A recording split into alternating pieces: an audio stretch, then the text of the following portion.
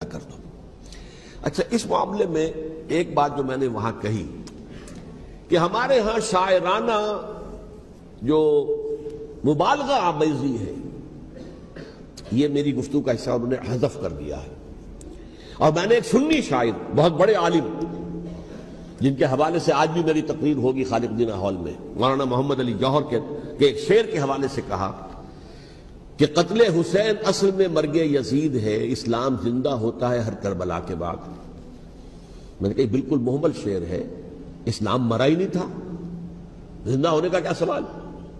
اور اگر کسی درجے میں مزمحل یا زخمی ہوا تھا تو وہ تو رہا، کربلا کے بعد بھی رہا، یزید کی حکومت بھی رہی، بنو امیہ کی حکومت بھی چلی، کوئی تبدیلی تو نہیں آئی۔ یہ کیا کہہ رہے ہیں؟ اسلام زندہ ہوتا ہے کربلا کے بعد۔ میں نے کہا اسلام مرا نہیں تھا۔ جیسے میں نے یہ کہا کہ ملوکیت جو ہے وہ اب شروع نہیں ہوئی، ملوکیت تو 20 برس پہلے شروع ہو چکی تھی حضرت امیر معاویہ کے، لیکن ظاہر بات ہے کہ حضرت حسن نے، حضرت حسین نے اس کو قبول کیا، اور حضرت حسین نے تو پھر 10 سال تک ولی عہدی جو تھی چاہے بیعت نہیں کی، لیکن اس کے خلاف میدان میں آ کر چیلنج تو نہیں کیا۔ اس اعتبار سے یہ معاملہ جو ہے اسلام زندہ ہوتا ہے کربلا کے بعد، یہ بے تکی بات ہے۔ ہاں، حضرت شاہ اسماعیل شہید رحمۃ اللہ علیہ کی اگر میں تشبیہ کو، تمثیل کو سامنے رکھوں تو اسلام کی عمارت 6 منزلہ ہے، 6ٹھی منزل ٹاپ کی وہ گر گئی، 5 منزلیں انٹیکٹ تھیں، اسلام مرا نہیں تھا۔ عدالت میں شریعت کے مطابق فیصلے ہو رہے تھے، قاضی تھے، مفتی تھے، شریعت نافذ تھی، اسلام کہاں مرا تھا؟ جبکہ خود کہہ رہے ہیں علامہ کلب صادق کے ایک مفتی کے فتوے سے ہی حضرت حسین کو قتل کیا گیا۔ اب وہ مفتی کی رائے، اس کی بدنیتی ہو، جو بھی ہو، وہ جانے، اللہ جانے، لیکن عام مسلمان کیا کریں؟ اس پہلو سے اسلام مرا نہیں تھا۔ ہاں، 1 منزل گر گئی تھی، وہ گری رہی، 1000 برس تک گری رہی، یہاں تک کہ آ کر مغربی امپیریلزم نے اس کے گرایا، ملوکیت کا معاملہ ختم کیا، اور وہ جبرین ملوکیت دوسری آ گئی، ورنہ وہی سب بادشاہی چلی ہے۔ بلکہ دور بنو امیہ میں وہ بادشاہی پوری طرح اس نے بالوں پر نہیں نکالے تھے، اصل بالوں پر تو اس نے نکالے ہیں دور بنو عباس میں آ کر، اور پھر سلاطین جو ہے ترک، جو ترک خلفاء ہے، ان کا بھی بادشاہت تھی، اور کیا تھا، وہ خلافت تو نہیں تھی۔ تو یہ تو اسلام میں جو بھی نقص واقع ہو گیا تھا، کبھی واقع ہو گئی تھی، وہ جو کی تو برقرار رہی، اس کو بھی تسلیم کیا۔ میں اللہ کا شکر ادا کر کے کہتا ہوں کہ دونوں حضرات، دونوں شیعہ دانشور اور بڑی اعلیٰ سطح کے جو شیعہ عالم تھے، انہوں نے اس بات کو تسلیم کیا اور میری اس بات کو چیلنج نہیں کیا۔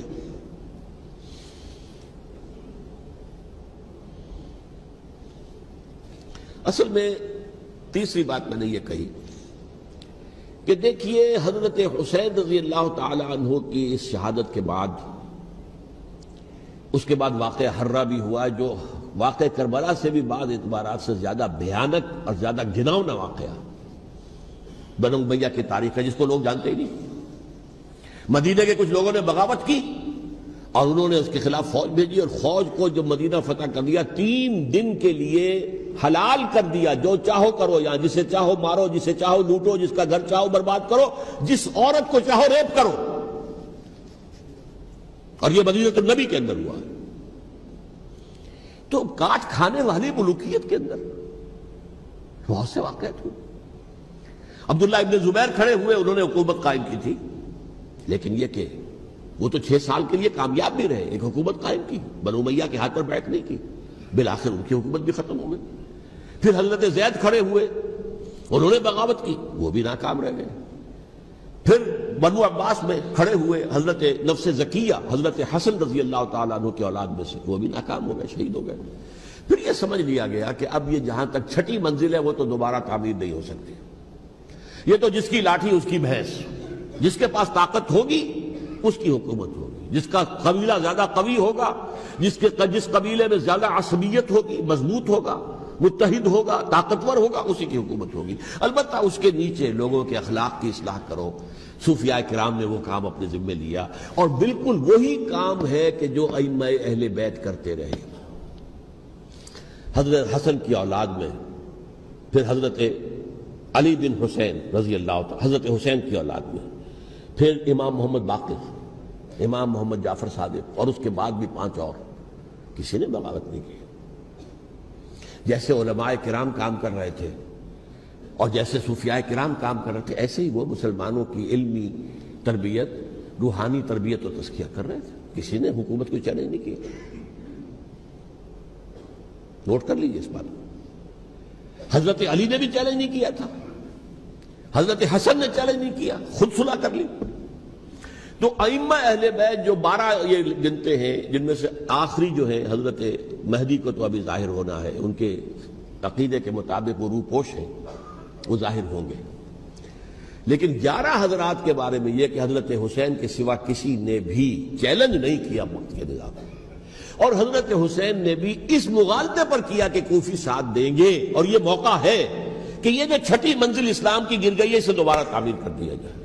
انہوں نے خلافت کا دعویٰ نہیں کیا تھا، یہ انہیں عوام کو مغالطے میں مبتلا کیا گیا کہ یہ خلافت کا مدعی ہو کر سامنے آیا.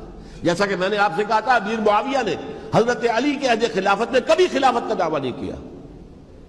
مدعی خلافت نہیں تھے وہ تو یہ کہتے تھے کہ قاتلان حسین جو ہے، قاتلان عثمان کو سزا دو، قصاص دو، بس.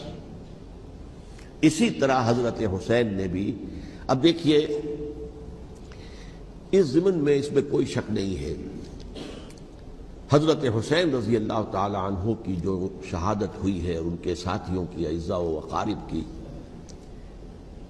تاریخ انسانی میں یہ عزم، ہمت، شجاعت، مثابرت، صبر، استقلال، استقامت، اس کی بہت روشن مثال ہے، بہت روشن مثال ہے، بہت روشن مثال ہے. لیکن اس سے تاریخ کی رفتار پر کوئی اثر نہیں پڑا. وہ جو ملوکیت آ گئی تھی وہ اور گہری سے گہری ہوتی چلی گئی. واقعہ کربلا کے بعد تو واقعہ ہررا ہوا، میں نے گنوا دیا آپ کو. اس سے زیادہ تو میرے خیال میں کہ اور ہمارے لیے لائق شرم جو ہے کوئی واقعہ ہے ہی نہیں.